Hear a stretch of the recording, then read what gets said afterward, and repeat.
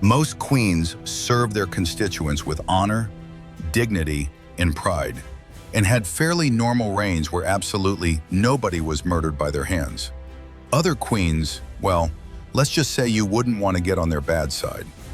Today we'll look at the most ruthless queens and female rulers of all time. Countess Elizabeth Bathory. Let's start in Transylvania, because of course we're starting in Transylvania. Born in 1560 to one of the most powerful noble families in Hungary, Elizabeth Bathory grew up with wealth, privilege, and an education befitting her status. Intelligent, multilingual, and by all appearances, a capable noblewoman, and one of the most prolific serial killers the world has ever known.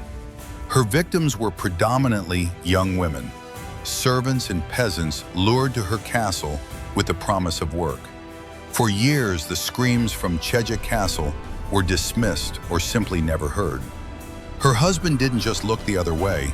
He reportedly gifted her a dedicated torture chamber as a personal amenity, a room built specifically for her hobby. Bathory bit into victims while they were still alive. She forced at least one to cook and consume part of their own body. In 1611, she was convicted on 80 counts of murder, though historians believe the real number exceeded 600. Rather than execution, a privilege of her noble birth, she was walled into rooms in her own castle, where she died in 1614, sealed away with nothing but her own legacy. Empress Wu Zetyan. China has had thousands of years of recorded imperial history, emperors beyond count, dynasties that rose, collapsed, and were replaced. And in all of that, only one woman ever held absolute supreme power over the entire empire. Her name was Wu Zetyan. She entered the imperial court at 14 as a concubine. When the emperor died, she was supposed to retire to a convent. Instead, she caught the eye of the emperor's son, married him, and launched one of the most audacious political climbs in human history. She reformed the imperial examination system, expanded China's borders, and was completely ruthless about holding power. Tang dynasty members who posed a threat disappeared quietly. Her own mother was killed. When 2 grandchildren criticized her publicly, she ordered them to take their own lives. They obeyed.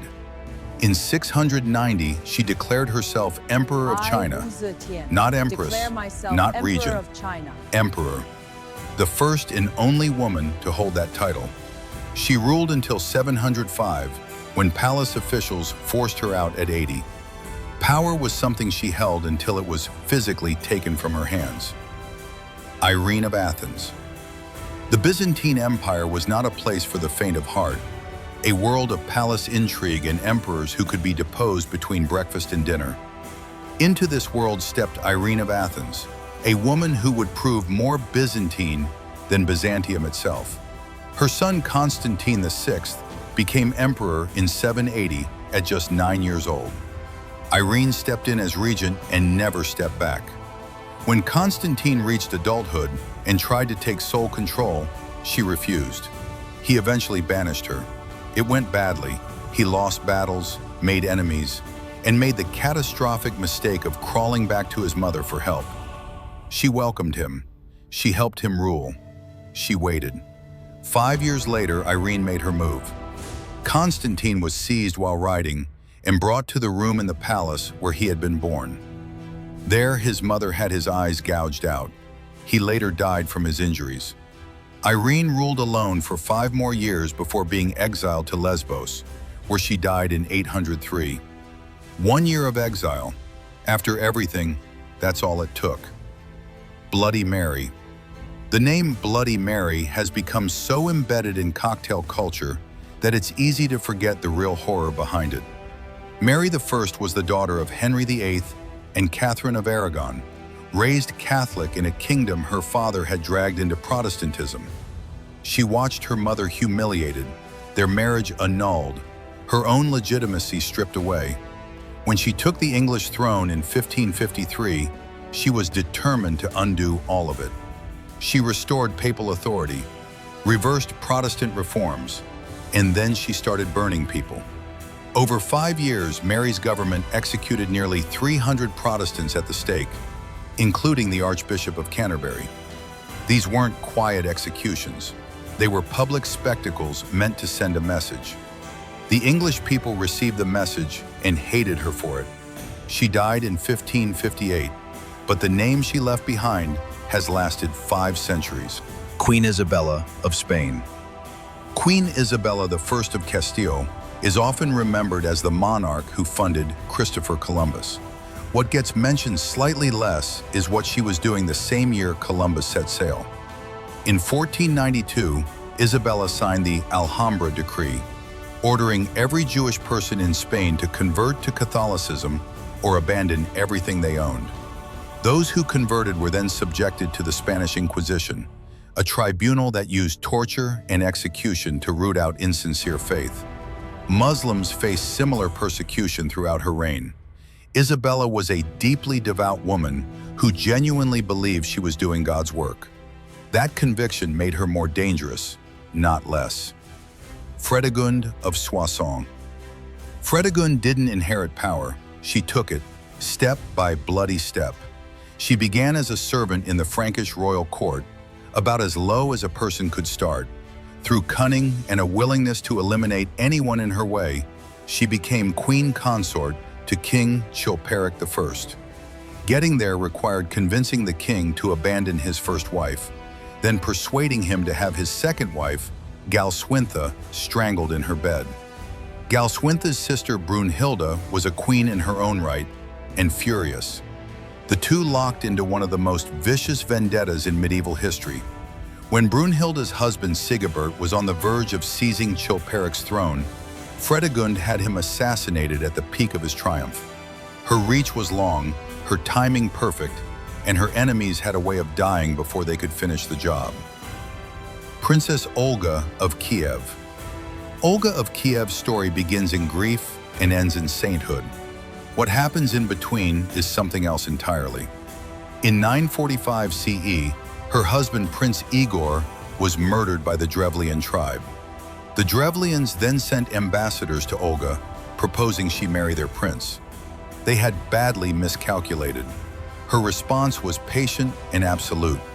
The first delegation was buried alive. A second group was locked in a bathhouse and burned to death. She got tribal leaders drunk at a funeral feast and had 5,000 killed. She laid siege to their capital, and when they offered birds as tribute, she tied burning cloth to each one and released them, setting the city ablaze from within. After all of that, Olga converted to Orthodox Christianity, governed Kiev with skill for decades, and was canonized, given the title equal to the apostles. History contains multitudes. Agrippina the Younger. Rome's first empress understood power better than almost anyone around her, and was ultimately destroyed by the son she had made emperor. Agrippina was the great-granddaughter of Augustus, the niece of Claudius, and the mother of Nero. She convinced Claudius to change Roman law so they could marry. Shortly after, Claudius died under suspicious circumstances. Agrippina moved immediately, securing Nero's succession before any rival could act. For years, she appeared on coins beside him and wielded enormous influence. But Nero grew older, her grip became suffocating, and he forced her out. When she attempted a coup, it failed. In 59 CE, Nero sent assassins to her villa. According to Tacitus, as they closed in, Agrippina pointed to her own womb and told them to strike there, the place that had produced Nero. Perfectly, grimly Roman. Queen Elizabeth I. When Mary I died in 1558, her Protestant half-sister Elizabeth took the throne, and the pendulum swung immediately. Elizabeth I is celebrated as one of England's greatest monarchs, the Virgin Queen who defeated the Spanish Armada and presided over a golden age. Also true, under her rule, Catholicism was outlawed. The Catholic Church of England was abolished and replaced with an institution under the monarch's authority. Catholics could have property seized, be imprisoned, and in some cases executed for sheltering a priest. Elizabeth was a more pragmatic persecutor than her sister. Less fire, more law.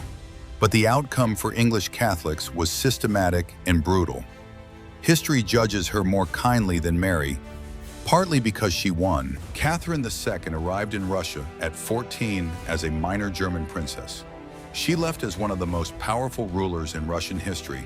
Her husband, Tsar Peter III, was erratic, contemptuous of the military, and despised by the Orthodox Church. Catherine spent her years studying Russian, building alliances, and waiting. She began an affair with military officer Grigory Orlov, and together they built a coalition. In 1762, Peter was arrested, forced to abdicate, and died shortly after under circumstances almost certainly not coincidental. Catherine didn't watch from a safe distance. She rode at the head of 14,000 soldiers in full military uniform and claimed the throne before any opposition could form. She ruled Russia for 34 years, expanding its territory, modernizing its institutions, and governing with a mix of Enlightenment ideals and iron autocracy. Extraordinary by every measure. And she came to power over her husband's very likely murdered body without losing a moment's sleep. Power has always had a price. These women simply made sure someone else paid it.